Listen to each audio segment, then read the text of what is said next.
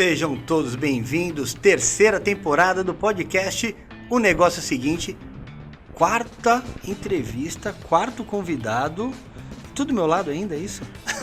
Não tem jeito isso aí, é muito uma tempo simbiose já. Eu vou te falar que 6 anos que eu tinha de vida, tu chegou, e aí desde então... 6 anos? Como assim? Começou a mentir no podcast? Tá bom, ele vai começar com essa história. Mas estamos aqui nessa brincadeira toda, porque hoje tem um convidado que tem a ver com a nossa história. E conhece muito da gente bem mais novo. E aí eu tô com o dedo aqui no corte, se ele começar a falar coisas que não pode, a gente corta logo de cara. Mas assim, é uma alegria muito grande, porque passa um filme na nossa cabeça. Tem um pouco da nossa história, tem também toda a admiração que a gente tem por esse convidado, por tudo que ele construiu, e tenho certeza que vocês vão adorar esse papo. Mas quem é que vem aí?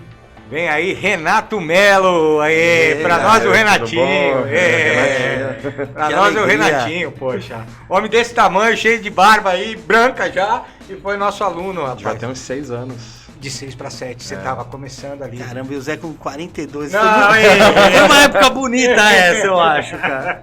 Mas o mais legal é que ele falou assim, quando eu te conheci, você tava magrinho assim. Não, ele foi ou não foi? Ele falou assim, você voltou com o shape de antes, era isso. Resumindo, foi isso, você voltou com o shape de 30. Esse é o Zé que eu conheci. Mas muito legal cara, ter você aqui, né? E aí, Zé? Muito já manda obrigado. uma braba pra ele aí. Vou mandar, mas primeiro eu te agradecer mesmo por ter topado, estar junto com a gente aqui. Vamos falar um pouquinho dessa multifaceta que você se tornou, de tantas coisas que você faz. Eu acho isso incrível, eu tenho uma admiração bacana de falar. O Renato foi meu aluno, eu tenho um baita orgulho de falar isso. Mas aqui tem uma pergunta aqui que é disparadora de tudo. Vamos lá. O negócio é o seguinte, quem é Renato Melo? Olha, difícil agora resumir rapidamente assim de imediato, né? Primeiramente, o Renato hoje é uma pessoa voltada para a saúde e para a família. Eu tive que dar esse start na minha vida, né? Então, acima de tudo, hoje o Renato é pai, corredor e marido. Acho que essa é a principal definição. O resto vem depois. E aí o resto, profissionalmente, professor e empreendedor também.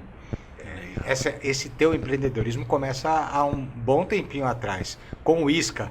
A gente já, né, teve... Isca Digital. Isca Digital. Você lembrava do Isca Digital? O nome agora veio na cabeça até o logo. Mas peixinho roxo. O peixinho roxo. E desde então, Renato, você não para mais ali. A Isca vem antes do Multiabreja, que nós vamos falar também, não é isso? Do Multi, exatamente. Conta um pouquinho, como é que era o Isca, o que fazia? Eu estava trabalhando em São Paulo, e aí foi um momento que eu estava passando um momento pessoal, que eu não estava morando com a minha filha na época. E aí vinha aquele negócio, né? Descida, fretado, aí minha filha queria me ver, eu não conseguia chegar a tempo às vezes, porque tinha comboio e tudo mais, e aí eu acabei pedindo demissão, fiz um acordo lá com a empresa, e aí eu continuei atendendo eles em casa. E aí depois veio o convite, né, de eu me juntar ao proprietário de uma agência daqui de Santos, né? E aí a gente acabou junto montando a Isca do zero, né? E aí da Isca a gente começou a atender alguns clientes de cerveja artesanal e colocamos um nome fantasia de Multiabreja para atender, e o Multiabreja, de uma agência de publicidade voltada para cerveja, virou hoje o pub de cerveja artesanal. Que maravilha! Tinha uma época que era dentro da agência, vocês já tinham o Multiabreja. Vocês já bebiam, né? Isso sempre, né? Mas a ideia, a gente tinha agência na Silva Jardim, né? Começamos lá eu, Rafael, e aí depois a gente se encontrou com o Leandro, que hoje só tá eu e o Leandro, né, no Multia, né? E aí o Leandro é engenheiro, ele veio com aquele toque que faltava, porque a agência, a casa era muito grande, só que o aluguel estava num preço legal, era um salão de beleza. E a parte principal do salão cabia direitinho ali, na verdade, uma loja de cerveja artesanal. A gente não queria ter bar. Forçaram a gente a ter bar. E acabou se transformando nisso, porque não tinha bar de cerveja artesanal. E isso tem quantos anos, Renato, já? Foi dezembro de 2015 a inauguração, dia 18 de dezembro. Vai fazer 10 anos. Ano que vem faz 10 anos já. Que loucura. Mas eu vou voltar antes. Para quem o Zé falou de aluno, de não sei o quê. O Zé teve um empreendimento chamado Escolinha de Futsal do Tio Zé. Mas tu já era meu sócio, já trabalhava junto. Eu já era explorado. Não, só falar uma coisa assim, era trabalho infantil, eu ia ser preso. Era literalmente trabalho infantil. A gente não tinha muito compliance naquela época, mas era válido. O Zé tinha uma escolinha de futsal, né? A escolinha do Tio Zé. dentro da Escola Presidente Kennedy, que também é uma instituição que mora no nosso coração. E aí o Renato era um dos goleiros lá, e isso a gente está falando em 93, 94, mais ou menos por aí, 95. E aí a gente começou com esse trabalho e tal, e hoje o Renato tem toda uma história dentro do mundo, como é que eu posso chamar isso, Renato? Aspecto digital, mídias digitais, inteligência artificial, como é que você define hoje todo o teu estudo? Agora eu tô falando, deixa o Múcia de lado um pouquinho. Sim. Mas isso que você traz dentro da universidade, o que você vem constituindo profissionalmente, como é que a gente definiria esse teu lado? Então, acho que o marketing, eu me considero hoje um profissional de marketing estratégico. Perfeito. Né? Hoje é o Reel, o TikTok, amanhã vai ser outra plataforma e as plataformas vão mudando, né? E muita gente fica muito preso nesse negócio de é o que está na moda e esquece que, na verdade, base, né? A base é o marketing, né? Isso eu sempre passo para meus alunos, isso não vai mudar. Legal, legal. E eu fico, também lembrei de uma coisa que a gente já fez junto. Assim, eu gosto muito de fazer os meus slides, mas só deixaria uma pessoa fazer os meus slides, que é o Renato. Porque você começa fazendo também, você fez algumas apresentações há muito tempo atrás já. Para cliente nosso. Para cliente, para o presidente do Banco Volkswagen, a gente pode falar aqui, não tem problema nenhum. Você criava as apresentações para eles porque você já tinha uma referência. Como é que começa isso na tua vida? Isso aí que eu queria saber. Como é que você entra nessa coisa do digital mesmo? Então, na verdade, eu devo tudo isso à minha filha, né? Então, com a minha filha, eu fui pai em 2008, tinha 23 anos só, e eu estava muito focado em virar a minha banda. Era essa a minha pegada mesmo. E eu estava fazendo algumas decisões erradas, porque lá na frente, se a banda realmente não deu certo, e eu ia ter que correr atrás, né? E aí, quando eu acabei sendo pai, tive que correr um pouco atrás. Arrumei um emprego numa empresa que a especialidade era fazer a slide de PowerPoint, né? Faltando, assim, coisa de um mês para minha filha nascer. E aí era uma empresa que atendia Avon, Santer, vários que tem papel personal, tudo mais, vários grandes clientes, assim. E foi aí que eu comecei a voltar, porque eu me formei em jornalismo, né? E aí eu comecei a tomar gosto pelo design novamente. E aí, conclusão, aí eu fui procurar fazer um MBA, não queria fazer outra faculdade, né? Já tinha comunicação como base. Aí eu fui atrás de fazer um MBA, foi o primeiro MBA que teve aqui de marketing digital em Santos. Na época só tinha Facebook, não tinha nem Instagram ainda. E acabei me formando, e é isso que depois me deu alicerce para tudo, né? Legal. Então pensa assim, marketing digital, multiabreja, São Paulino, toca... O que te dá mais dor de cabeça hoje? Conta aí pra mim, o que dá mais? O que tira mais teu sono de tudo isso que você faz? Porque é muita coisa, né, cara? Olha, ultimamente São Paulo. Isso eu não tinha dúvida, pra gente também, inclusive. Ultimamente São Paulo. Mas eu tô brincando com isso porque eu tô abrindo, na verdade, o leque, né? O Zé falou do Múcia, falamos aí do marketing digital. Mas hoje se fala muito em inteligência artificial. Sim. Como é que você vê essa chegada tão forte da inteligência artificial? O que ela pode nos auxiliar? O que ela pode nos atrapalhar? Conta um pouquinho a tua perspectiva, a tua visão sobre isso. Maravilha. Acho que ninguém esperava o ChatGPT estourar tão rápido, né? O movimento do mundo todo estava indo para o metaverso, que era um negócio que até eu não colocava muita fé mesmo. Teve um papo também do NFT, então estava todo mundo tentando descobrir a nova tecnologia, né? E aí veio um player de fora, né, a OpenAI. Tudo bem, tiveram investimento de grandes players aí, mas veio uma ponta fora da curva, do nada atinge milhões de usuários, e aí essa brincadeira começa. Porque a inteligência artificial até então... ela dependia de pessoas que sabiam programação, era um outro nível de experimentação, né? E a inteligência artificial não é de hoje. O algoritmo do Google é uma inteligência artificial e ele nasceu em 98. Então, assim, não é algo novo. Só que é algo novo para a gente da facilidade. Porque é uma tela de bate-papo onde você pode pedir alguma coisa e aquilo ser realizado para você. Ele em chat é a grande novidade, talvez. Exatamente. Acho que a grande sacada foi a facilidade mesmo e essa ideia do chat, né, que acabou agilizando. Agora, a gente tem uma oportunidade muito legal Então, por exemplo, eu por ser também designer, eu tenho o Photoshop novo. O Photoshop novo ele tem uma inteligência artificial. Então, vou imaginar que tirou uma foto nossa aqui, meu braço está cortado e eu quero que ele amplie, né? Eu vou lá no Photoshop, abro uma janelinha também de chat. Eu peço só para ele complementar automaticamente, ele vai complementar, ele vai saber onde que acaba meu cotovelo, ele vai fazer meu cotovelo. Incrível. A tatuagem, ele vai fazer a tatuagem do cotovelo, o desenho, ele vai entender que é uma teia, vai fazer, vai montar o cenário e vai resolver a situação. Então, nesse ponto, eu ganho horas em termos de aceleração aí de processo, né? Desde também recortar uma imagem, então, preciso recortar um fundo, né? Alguém vai tocar lá no bar, manda aquelas fotos, né, de banda, tudo com fundo cheio de coisa, foto tirada do celular, o Photoshop vai lá, já recorta sozinho.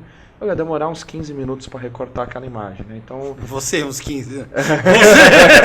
A gente 3 anos. Então essa é a facilidade. Que legal. O grande problema hoje, eu acho que é relativo às fake news, né? Então, eu de repente pegar o seu rosto e falar colocar alguma fala na sua boca que não foi você que falou ali naquele momento, e isso trazer prejuízo, trazer uma série de outras coisas, né?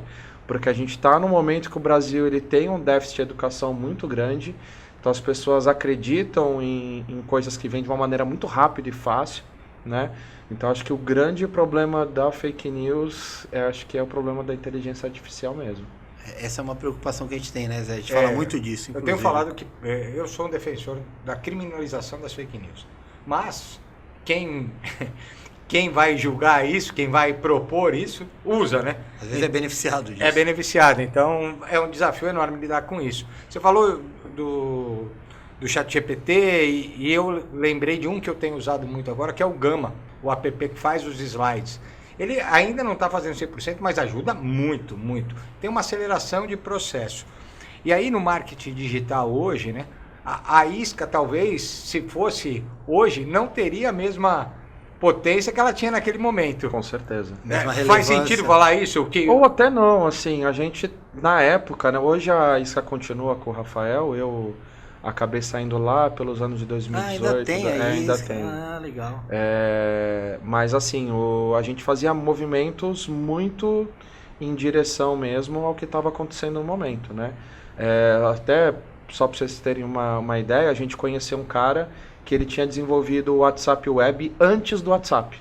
Caramba! Era um cara daqui de Santos, o Matheus, ele saiu da IBM, ele tinha desenvolvido, e esse sistema ele vinha com uma URA. Então fazia já um atendimento automático, você colocava números e a pessoa ia respondendo tudo mais. Te atendeu a Ultragás, atendeu o Santos, atendeu várias empresas, né? A gente só parou porque o WhatsApp lançou isso de graça, né? Durou assim, coisa de 6 meses, né? Mas assim, a gente fazia esses movimentos no que tava indo, né? Não dá para prever agora, mas provavelmente a gente teria bolado alguma coisa na época para poder ir nesse sentido também. Aliás, o nosso primeiro processo seletivo foi para isca. Sabia disso não? A gente fez o primeiro. Não sabia que foi o primeiro, mas foi eu lembro do jogo seletivo. De tabuleiro. A gente fez. O mistério estava começando a ser lançado, eu e o Jean fomos lá para fazer um processo seletivo para o pessoal da isca. Que foi legal. O primeiro isso. que nós fizemos. E quem ganhou foi a menina que fez o logo do Multiabreja. Não, que legal. A Tati. Olha como as histórias vão... Eu falei que tinha uma história aí para complementar um ou outro. O logo até hoje do Multiabreja foi a Tati que fez, que aliás, só incrível, veio... né? Então o logo do Multiabreja só tá aí por causa de vocês, tá? Que legal. Efeito borboleta, efeito borboleta. Não, o Multi é fantástico. Também vamos falar um pouquinho desse teu lado empreendedor, assim. Que não né? trouxe cerveja, inclusive, mas tudo bem. Vamos lá. O cara que não bebe... Eu adoro brinde. Tem sem álcool agora. Tem também. sem álcool, vamos lá. Não, aliás, continua. É um lugar maravilhoso mesmo. Já levamos clientes nossos para lá, já fizemos uma coisa fantástica, foi aquela harmonização com o pessoal de Nestlé. Legal. Foi lindo, a harmonização de cerveja eu não me lembro quem era o chefe na época. Era o Danilo. O Danilo, aí ele foi harmonizando tudo e na última cerveja ele harmonizou com chocolate. Da Nestlé. Da Nestlé, claro, pelo amor de Deus. E foi muito legal, a turma ficou encantada com aquilo. O Multi hoje ele tá, assim, você costuma brincar, e eu acompanho, né? É o público 30 a mais, né? E por que isso? Que na verdade é 40 a mais, né? Eu coloco 30 ali pra dar uma equilibrada. Aumentar o nicho. Eu ainda sou 30 a mais, eu ainda sou. Até janeiro eu sou 30 a mais, então... Caramba, você vai fazer 40 já. Faço 40 dia 6 de janeiro. Coisa boa. Legal, que legal. E aí, como é que tá essa história do Mutia? O Mutia tem bombado, eu tenho visto muita coisa que você faz lá, você vai reinventando coisas, festa, bandas e que vão tocar lá. Conta um pouquinho como é que o Mutia cresce e como ele está hoje. Então, até pra gente rebobinar rapidinho, quando a gente abriu aí em 2015 o Mutia, era para ser uma loja de cerveja artesanal, porque a gente não tinha referência de grandes bares de cerveja artesanal e ainda tinha um grande preconceito, né? Só que quando a gente abriu, foi na hora da virada de chave que a galera quis experimentar a cerveja artesanal. E isso, assim como paleta mexicana, como frozen yogurt, foi uma bolha e que era um mercado irreal, porque foi crescendo, e depois esse mercado voltou hoje, que é o estágio que a cerveja artesanal realmente se encontra aqui no Brasil. Ela tem o seu público, mas não chegou nem perto do que aquele crescimento que era estimado, né? Tanto é que vários lugares aqui fecharam, né? Aqui na região. Então, quando a gente viu que o negócio já não estava indo bem, aí foi quando a gente deixou de ser só cerveja artesanal e transformou numa casa de rock e cerveja artesanal. Aí foi a grande virada. Porque ainda não tem, né, uma casa com a mesma proposta que a gente, assim, direta, né? Mas foi a grande virada de jogo aí pra gente conseguir sobreviver no mercado. Uma dúvida, quem cuida do marketing digital do Mutia Breja? Aí sou eu, né? Cuida mesmo? Cuido. É difícil, não é? Fazer isso, dupla função. E tem uma coisa muito legal do que você tocou, que eu ia fazer essa pergunta depois. Você hoje, num dos posts que você faz, você fala do nichar o negócio. Você falou isso, ó, por isso que eu brinquei com o 30 a mais e para chegar nisso que você fez. E como é que você vai? Por exemplo, você fala até que eu não pego pessoas de longe do Brasil porque não me interessa, porque não vai vir no Mutia aqui. Ah, entendi. Isso é muito legal. Essa dica é importante. Então, e todo dia tem uma dica legal. Todo dia não, mas volta e meia você coloca uma dica. O marketing de minuto, né? Marketing de minuto, isso, né? Já tá o horário os caracteres certo da aí, postagem. Isso é muito bom. E por que você fez isso? Conta aqui de novo para esse público. Por que você nichou e como é que você fez para nichar ali os anúncios, né? Então, primeiro lugar hoje, a parte em termos... Eu praticamente não uso anúncio, só quando realmente necessita. Então, hoje a gente está trabalhando com o orgânico mesmo. Hoje a rede social, o Instagram, tem uma inteligência artificial no algoritmo também, que ele leva para as pessoas certas e ele já tem uma geolocalização muito legal. Então, até mesmo, nossa última publicação assim que estourou, bateu aí 200 mil visualizações só no orgânico, eu coloco logo de cara, né? Você sabia que tem um rolê de rock em Santos? Então, logo direto já fala. Porque se é um cara do pagode ou do sertanejo, ele já não vai entrar naquela publicação. Se é um cara fora de Santos, ele só vai entrar se for alguma pessoa que frequentemente vem para cá. Então aí eu já começo a afastar o público que não me interessa, né? Então eu tenho que colocar isso logo de cara. Porque às vezes a gente viraliza e o Instagram entrega de repente para o Brasil inteiro. Ou para descontrolado, né? Eu tenho que colocar essas palavras-chave o tempo todo para ele poder direcionar para as pessoas certas. Então, até que a gente ganhou 2.000 seguidores, imagina se fossem pessoas desqualificadas, iam acabar com o meu alcance orgânico naquele momento, né? Então, por isso que é legal a gente sempre ter uma direção. Ou seja, do ponto de vista de bombar, assim, de seguidores, a gente pode bombar e não ser atraente para o negócio. Exatamente. Todo mundo hoje quer buscar um viral. Só que aí eu brinco, então, por exemplo, a gente pega hoje a maior rede de televisão aqui do Brasil, né? Quando você vai ver os programas de sábado e domingo, o que é? Programas auditório, programas de massa, né? Então não é que são conteúdos ruins, mas são conteúdos que atingem todo mundo, né? Agora você vai pegar, por exemplo, uma Discovery Channel. Quem vai ter mais audiência? Uma TV aberta ou um programa que vai falar sobre a reprodução dos elefantes lá na África? Vai ser um conteúdo riquíssimo e super bem produzido que demorou 10 anos, mas para uma fatia de público. Né? Ele não vai ter o mesmo alcance porque não vai interessar para todo mundo. A maioria vai dormir porque não vai se interessar por aquele fato. Então o Instagram a gente tem que entender que hoje ele virou uma emissora de massa. Tem mais de 100 milhões de brasileiros lá, né? Então a gente... É legal ser uma Discovery desde que a gente atinja exatamente o nosso público lá. Então não adianta nada eu focar num viral, que muita gente tem feito, dança, agora tá bombando a Barbie, vamos fazer o negócio pro filme da Barbie, vamos fazer isso.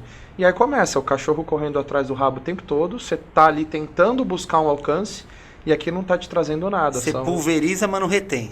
Mas não traz porque quem é um precisa. alcance vazio, né? O alcance, ele é um número vazio. E as pessoas estão buscando exatamente isso, né? O que acaba prejudicando bastante. E outra coisa que eu fiquei pensando também, hoje tem muita molecadinha querendo ser youtuber, né? De alcance, tiktoker. Você acha que isso é uma... Eu não quero entrar no estereótipo de criticar, porque as pessoas têm, né? Não é isso que eu quero trazer. Você acha que é uma profissão que vai vingar esse número de youtubers que hoje ganham uma grana com isso? É uma tendência ou você acredita que isso vai ter um descenso, assim? Assim como tudo, né? Esse mercado de influenciador, ele é um mercado que ele é uma bolha também, né? A gente não sabe até onde vai. Então, na hora que essa bolha fura, a gente olha e fala assim, opa, é aqui o mercado, né? A gente tem que tratar hoje que, assim, o YouTube e o TikTok, por exemplo, o próprio Instagram, eles são uma oportunidade daquela pessoa, aquele jovem, ser um apresentador de um programa. Então eles vão apresentar a vida deles, ou os lugares, aí eles vão determinar, né, qual programa que eles vão ter. Se vai ser maquiagem, música, bar, praia, viagem, né? Mas são criadores de conteúdo como se fossem apresentadores. Então a gente tem que tratar que hoje o Instagram, o TikTok e o YouTube são as televisões da geração atual. Né? É uma democratização do acesso à TV, por exemplo. A gente não teria um podcast, apesar de a gente estar dentro de uma TV hoje, exatamente. Mas talvez não tivesse acesso para mostrar isso para os outros. Exatamente. E hoje o YouTube é o principal concorrente da TV aberta. O YouTube O YouTube é. Nossa. O YouTube é. A gente viu aí, né, o Cazé Cazé já mostrou incrível. isso. E cada vez mais as televisões hoje têm uma facilidade muito grande de você acessar o YouTube pela televisão. Sim. Já está ali no controle. É quase que virou um canal, né? Basicamente virou um canal. Isso. Né? Então você tem essa facilidade aí também. Outra coisa que eu queria trazer, assim, é o lado empreendedor, né? A gente trouxe a coisa do marketing, como tem essa multifaceta. Trazer pra gente, a gente quer saber mais coisas. Você trouxe a reinvenção do teu modelo de negócio de 10 anos. Como alguém que está há 10 anos, né? Primeiro você falou, a questão da bolha surgiu, veio algumas coisas e vocês já estão há 10 anos fazendo isso. Qual a importância de revisitar as estratégias do negócio? Porque você foi mudando algumas coisas, a gente já até falou dessa coisa do público mais, como é que a gente traz esse público para cá. Mas como você vê isso, enquanto empreendedor? Além de administrar o negócio, não dá para ficar sentado no sucesso do negócio. Tudo é muito rápido, é isso mesmo? Hoje, cada vez mais. A gente tem que ficar o tempo todo antecipando. Então, assim, meu segundo semestre ano passado não foi do jeito que a gente gostaria. A gente fez o melhor primeiro semestre da história no ano passado e foi que nem o Botafogo no Brasileiro. Segundo turno começou a cair. A gente não estava entendendo o que estava acontecendo, né? Quando a gente viu que a gente estava saturando o mesmo público. Então, toda sexta, sábado e domingo, que são os dias mais fortes, a gente estava se comunicando com o mesmo público. Foi aí que eu revisitei o meu passado, na época que eu tocava, que eu tinha banda e tudo mais, e aí eu lembrei, eu tinha 17 anos, hoje estou com 39, essa galera tá com 30 a mais hoje, né? Já tá todo mundo calvo aí, barrigudinho, tá lá... Alguns. E aí foi quando eu vi o grande start pra mim, foi a volta do NX0, que era uma banda que a gente tocava junto, né? Acho que eu abri uns 5, 6 shows da NX0, assim. E aí foi quando eu vi eles lotando o Allianz Parque, eu falei, opa, aí tem, vou dar uma... E eu fazia eventos disso, com meus 18, 19 anos, né? E foi aí quando eu voltei a trazer essa época. Só que eu enfrentei um grande problema, eu não tinha banda para fazer isso. Foi aí quando eu acabei revisitando uma banda que tinha tocado com a gente, fazer um cover de Green Day, que conversa. O Green Day é década de 90, mas teve a fasezinha meio emo deles, né? Pintar olho e tudo mais. E aí foi quando eu chamei esses caras pra conversar. Eu falei assim, vocês estão fazendo um som legal. Vocês não querem fazer um negócio diferente? Porque eu não posso trazer Green Day todo mês. Porque vocês não abrem o leque tocam músicas de mais artistas e a gente começa a trabalhar isso, né? Até sugeri o nome, que aí foi até legal que eles acabaram, até o nome da banda eles acabaram gostando, adotaram o nome também, e aí a gente começou a trabalhar com eles, e aí deu resultado. Aí a gente começou no radar, aí veio uma outra banda agora também, faz cover só da NX0. Aí eu falei pra eles, pô, tem também como abrir? Abriu, também começou a dar resultado. E aí nesse período começou a também surgir outras bandas que fazem nos 90, nos 2000, e aí isso começou a dar uma mudada muito grande no público, né? Isso daí me ajudou bastante, porque agora eu consigo numa sexta atacar um público, no sábado outro, e eu não fico viciado na mesma galera. Porque eu tenho outros concorrentes também, o cara não vai ficar vindo todo final de semana, né? Não tem nem como, o cara vai enjoar uma hora, ninguém é perfeito. Sim. Né? E essas bandas são de Santos? Não necessariamente. Sim, eu prefiro trabalhar com a galera daqui, porque eles... A logística e tudo é muito melhor. Dá o nome pra galera seguir aí. Quais bandas tem lá? Essas bandas mais novas, né? A primeira foi a Sub Pop, que eles são a Subúrbia, que era o cover do Green Day, por causa de uma música do Green Day, né? E aí eu brinquei porque a gravadora do Nirvana é Sub Pop. Sub fica, Subúrbia também faz a relação. Que legal. Eu só sugeri e eles gostaram e acabaram aderindo. A segunda banda agora também que já está fazendo alguns shows com a gente é a Malibuster, que era uma banda também que fazia cover de NX0 e Simple Plan, deu certo. E aí apareceram outras bandas aí dos anos 2000, né? Apareceu a The Endies, que faz a parte de indie, que é Strokes, Arctic Monkeys, essa linha, né? E começou agora a brotar já umas 5, 6 bandas aí que a gente consegue fazer esse trabalho também. Vamos pensar nos 50 a mais, tá? Não vai esquecer do teu professor, não. Não, vai ter, a gente também trabalha. Ataúfo Alves. Não, mas pior que a gente tem as noites de flashback também. Tem a banda Cubo Mágico, que faz os anos 80, perfeito. É uma banda muito legal. A gente teve agora também a oportunidade de conhecer uma outra banda na mesma linha, que também é a Hits 80, muito legal. E também já tá marcado um dia que vai ser The Doors e Led Zeppelin. Olha que lindo. The Doors é anos 60, né? Então já dá pra brincar um pouquinho mais além, né? Já, que legal. Mas olha que interessante, eu tava te ouvindo assim, não adianta só tu ter um marketing digital potente, com boas estratégias, se o teu negócio é capenga, né? Se o teu negócio não vira, assim. Então você tinha todo o marketing digital muito bem feito, você é um especialista nisso, a gente sabe. Vamos falar do mundo universitário, que você também dá aula e tudo mais. Mas se você teve que analisar o que o meu público quer, o que ele precisa, porque senão não adianta você ter um marketing maravilhoso, né? E outra, tem que ter coragem de testar também. Então assim... Você é a veia empreendedora. Exatamente. Né? Tem uma galera que começa a olhar, por exemplo, para essa parte de banda emo, que tem um preconceito. É emo, pinta o olho, é isso, se fecha, né? E tal. Tem aquele negócio. Mas aí também, a mesma coisa. Hoje... Assim, as músicas que mais a galera canta alto hoje é Equalizar da Pitty, Eu Vou Equalizar Você e tal. A galera canta no último volume e Razões e Emoções NX0. Que legal. Muito mais alto do que um Capital Inicial, do que um Titãs. Por causa do público também, né? Não, e uma galera de 40, 50 a mais canta também bem alto essas músicas, né? Então aí você já viu que já teve virou clássico já, né? Sim. É com as evidências, né? Exatamente. Toca evidências, toca razões e emoções. Mas eu puxei um papo, Zé, do mundo universitário, né? Como é que estão? Ainda tem as aulas? Que área que você está seguindo nesse... Deixa eu emendar com essa coisa, porque o Renato também tem cursos abertos. Pra quem tá falando essa coisa do marketing digital? Pelo menos tinha, não sei se eu falei hoje não tem mais. Na verdade, não tá fazendo nada da vida, pô. Eu preferi me manter na área de consultorias e mentorias individuais. Mas isso é legal. Isso é ótimo, sabe? Ótimo. O aproveitamento é muito melhor. Então, se alguém quiser, você como especialista, dá pra... Só mandar um direct no Instagram. Aí, pronto. Isso é uma coisa. E vamos emendar com essa coisa do... O que hoje se dá aula do que lá? Eu tô há 11 anos já na Exanc, desde 2013. Dou aula de graduação e MBA também. Então é legal, porque o MBA agora da Exanc também mudou bastante. Também é legal, porque a Exanc também tem esse negócio de... Todo mundo tá tendo que mudar, né? Sim. E o MBA da Exanc agora ele é híbrido, né? Então você tem metade... O eixo comum ele é ensino ao vivo, né? Você tem as aulas ali pelo computador. E você tem também as aulas agora, as específicas são presenciais, né? Então você consegue fazer 2 disciplinas no mês, é bem bacana. E aí eu tive a oportunidade agora até recentemente de montar uma das disciplinas, que é uma disciplina chamada Análise de Métricas e Resultados. Então estou montando essa disciplina para todas as franquias da Exanc, né, também.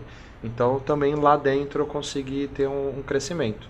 Mas basicamente eu dou aula de design e marketing lá. Legal.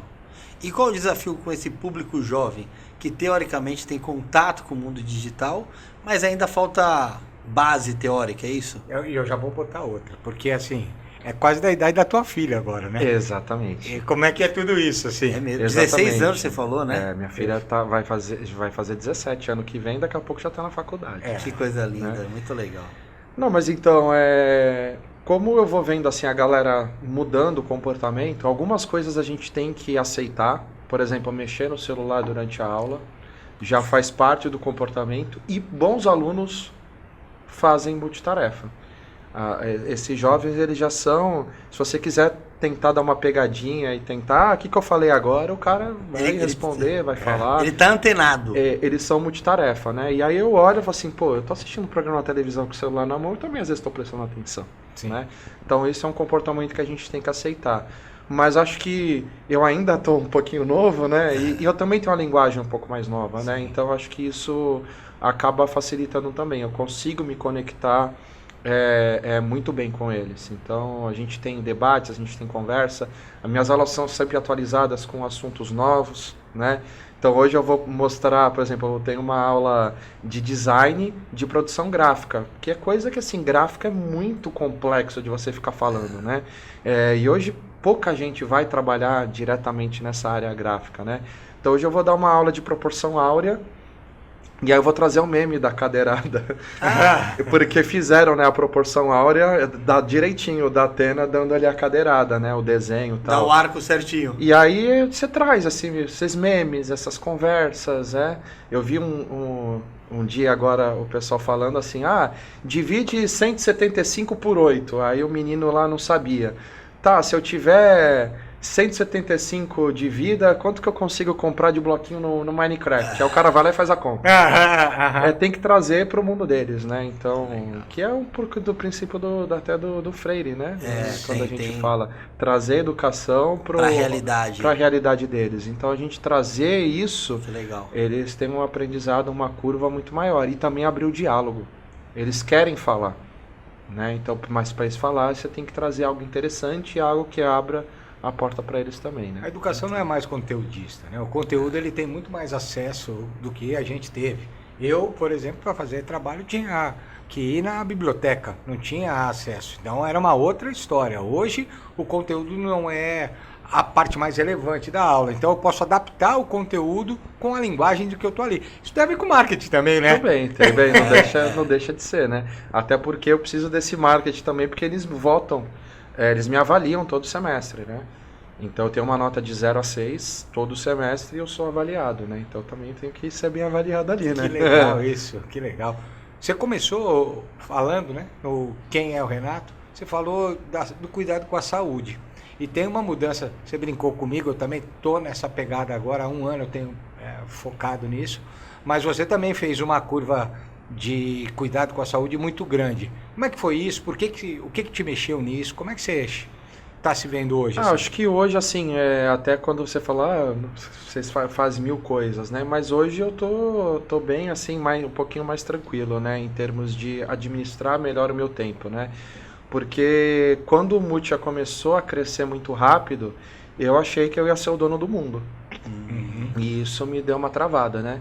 E assim, nesse meio período, eu tive um divórcio, aí tendo que cuidar também, assim, cuidados da minha filha, continuando, né, a ser pai, a minha filha era pequena, a faculdade, o bar, e aí eu inventei de abrir um café e abrir um outro bar no meio do caminho. Eu inventei, é ótimo. É uma autocrítica, eu inventei. Pra que eu fui fazer isso, né? Mas, assim, e aí esse volume de coisas, eu fiquei sem tempo. 2, não comecei a fazer nada bem feito. 3, eu tive depressão e não sabia, né? Fui psicólogo, fiz terapia, tudo mais. Mas ainda é um processo lento de você não ter um start assim, você para de ter depressão, ansiedade, essas coisas todas, né? E aí o melhor, assim, principal eixo assim que eu tive agora foi o relacionamento atual, assim, meu, que pra mim hoje foi assim uma virada de chave, né? Porque eu ainda estava enfrentando a pandemia, né? Então vocês imaginam. Então eu e minha filha morando sozinho, assim, sem sair, sem uma válvula de escape, preocupação com o bar o tempo todo, né? O que eu faturo num sábado, eu faturava metade disso no mês inteiro, não sabia se ia ter dinheiro para pagar a conta, então foi aquela loucura, né? E aí eu conheci a minha esposa no finalzinho aí da pandemia, um pouquinho antes do segundo lockdown, e aí foi que ajuda bastante, né? Um relacionamento tranquilo, ela se dá muito bem com a minha filha, né? Tem uma relação muito legal. Me levou também um pouquinho para a religião dela, sem forçar, né? Que foi a Umbanda. Fiz um tratamento espiritual muito legal. E aí, com todo esse processo, aí quando a gente foi morar junto, eu estava pesando aí 95 quilos, vai. E aí eu falei, opa, não tá legal isso não. E aí comecei a fazer as coisas por conta, mas a mesma coisa, marketing, corrida, saúde, tudo você precisa ter um profissional, né?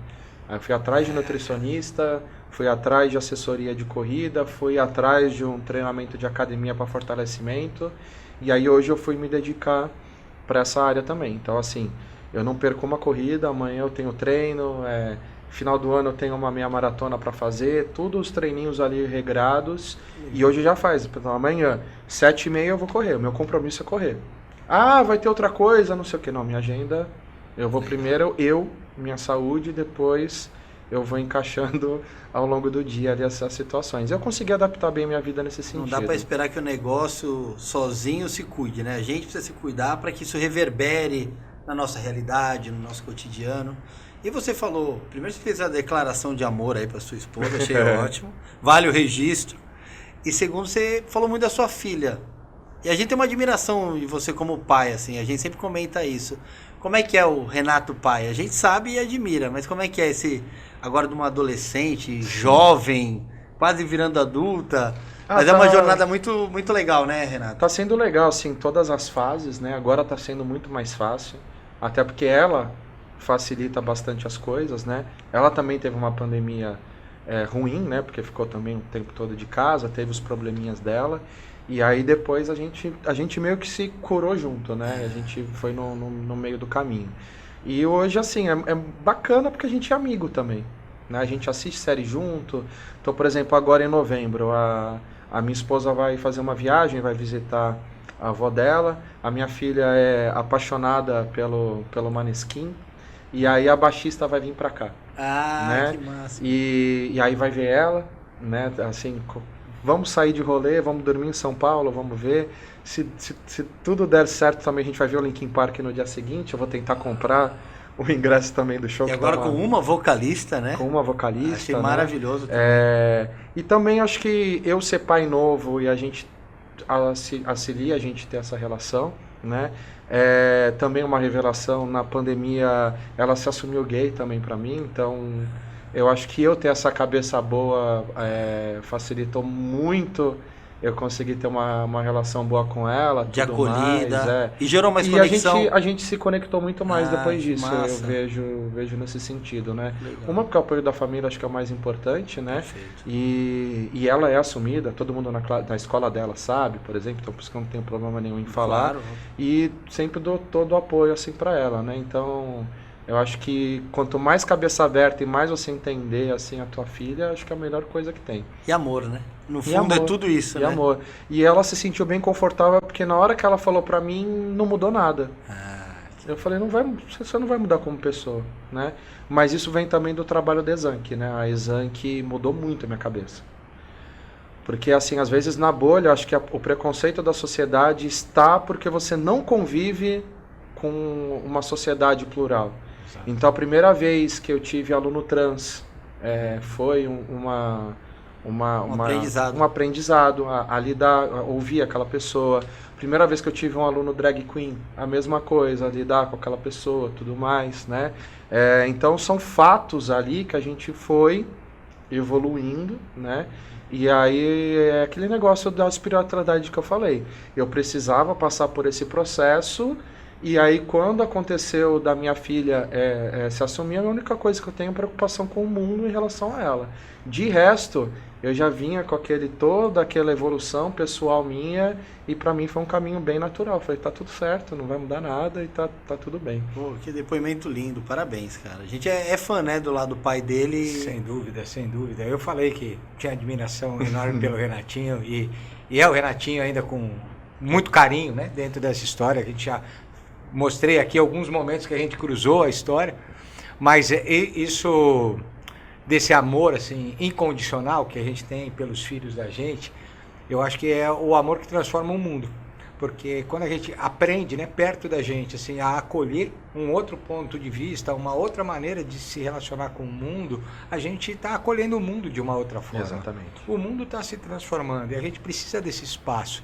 As pessoas ainda têm muito dos seus vieses inconscientes. Eu acho que a gente, como educador, tem um outro ponto, né? Que é tentar descobrir aquilo que não faz mais sentido para a gente transformar essa história. Então é lindo ver o que você vê se tornando, se transformando, e por isso que a gente queria trazer você aqui hoje. Privilégio poder contar a tua história, inspirar outras pessoas. Você já, desde muito cedo, está trabalhando, buscando teu espaço, e dá para ser multitarefa, porque você é um cara multitarefa. Multitarefa. Isso é muito legal de ver. E dá para ter lazer também, porque assim, o esporte para mim é um lazer. Então, quinta-feira eu vou correr 14 km, vou subir o Ilhapochá, mas para mim é um passeio. Não é assim, nada forçado, nem tudo mais. Eu tenho meu videogame ali também, né? Jogo FIFA igual teu filho, né? A gente já se encontrou no mesmo grupo de FIFA, já... Falou, pô, tu tá aqui no grupo? Que legal. Então, assim, dá pra ter tempo de lazer, dá pra também tocar meu baixo ali, brincar um pouco, gravar os vídeos também. Eu tenho uma conta, por exemplo, que é lazer também pra eu testar algumas coisas de Instagram, que é uma conta de música. E também eu posso fazer aquilo com lazer no meu tempo livre, né? Então, acho que a gente tem que procurar mesmo o equilíbrio, porque uma hora tudo vai ser cobrado, né? O boleto chega, né? O boleto chega. E falando em chegar... Olha o nosso Chegou. tempo. Mas um papo desse aí... Já. Esse papo é um papo pra quem tem muito tempo lá no Multiabreja ainda. E vamos lá, sem dúvida nenhuma. Renato, primeiro, obrigado, cara. Você, toda vez que a gente chama o Renato, ele vem, né? Assim, com o maior carinho, com a maior abertura de coração. Eu acho que você demonstrou muito o que eu vejo de você nessa entrevista, que é um cara coração, um cara estudioso, um cara determinado, um cara família... eu acho que tudo isso é mais importante do que qualquer resultado profissional e que você tem, né? Então, minha admiração, meu respeito, e que bom que você volta com a gente toda vez que a gente precisa, e mais do que isso, toda vez que a gente quer você perto. Precisa ter mais vezes, inclusive. Obrigado por estar aqui com a gente. É um prazer, já tem uma história de mais de 30 anos, né? Desde a escolinha do tio Zé. Que vocês não falaram, mas o Zero usa o Beldia, né? Volta e meia ia expulso. O Luke tinha que segurar a bronca. Era um tempo sombrio, era um tempo sombrio. Era o Você sabe que eu já contei essa história algumas vezes, as pessoas pensam que é mentira. Hoje, depoimento do Renato, assim, mas hoje você falando de inteligência emocional, eu falei, mas a gente aprende a desenvolver a inteligência emocional. O que eu trazia, eu não sei como esses meninos ainda gostavam de mim, né? Apesar de tudo, porque eu sempre fui esse cara... sangue no olho dentro do jogo e queria o melhor deles, mas isso é muito legal de falar e a relação que a gente constrói de amizade, de respeito, de admiração. Obrigado, Renato, de estar aqui. Eu que agradeço. E você, curtiu o papo? Olha, mais uma conversa bem bacana. Curte, comenta, compartilha e tudo mais o que o marketing digital pode nos oferecer aqui. Leva esse papo adiante. Valeu, obrigado, um abraço.